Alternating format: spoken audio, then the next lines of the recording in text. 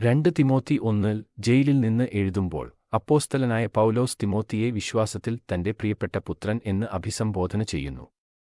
ദൈവഹിതപ്രകാരമുള്ള തന്റെ അപ്പോസ്തലത്വം സ്ഥിരീകരിച്ചുകൊണ്ടാണ് അദ്ദേഹം ആരംഭിക്കുന്നത്. പിതാവായ ദൈവത്തിൽ നിന്നും ക്രിസ്തുയേശുവിൽ നിന്നും കൃപയും കരുണയും സമാധാനവും തിമോത്തിക്ക് നൽകുന്നു. തിമോത്തിയുടെ മുത്തശ്ശി ലോയിസിലും അമ്മ യൂനീക്കയിലും തിമോത്തി ആദ്യം കണ്ട ആത്മാർത്ഥമായ വിശ്വാസത്തെ അനുസ്മരിച്ചുകൊണ്ട് പൗലോസ് ആഴമായ നന്ദി പ്രകടിപ്പിക്കുന്നു. ദൈവം തനിക്ക് നൽകിയ ആത്മീയ ദാനം വീണ്ടും ജ്വലിപ്പിക്കാൻ തിമോത്തിയെ പ്രോത്സാഹിപ്പിക്കുന്നു. ദൈവം ഭയത്തിന്റെ ആത്മാവിനെയല്ല, ശക്തിയുടെയും സ്നേഹത്തിന്റെയും ആത്മനിയന്ത്രണത്തിന്റെയും ആത്മാവിനെയാണ് നൽകിയിരിക്കുന്നതെന്ന് ഓർമ്മിപ്പിക്കുന്നു. സുവിശേഷത്തെക്കുറിച്ചോ പൗലോസിന്റെ തടവറയെക്കുറിച്ചോ ലജ്ജിക്കാതെ ദൈവത്തിന്റെ ശക്തിയിൽ ആശ്രയിച്ച് ക്രിസ്തുവിനുവേണ്ടി കഷ്ടപ്പെടുന്നതിൽ പങ്കുചേരാൻ പൗലോസ് തിമോത്തിയോട് ആവശ്യപ്പെടുന്നു.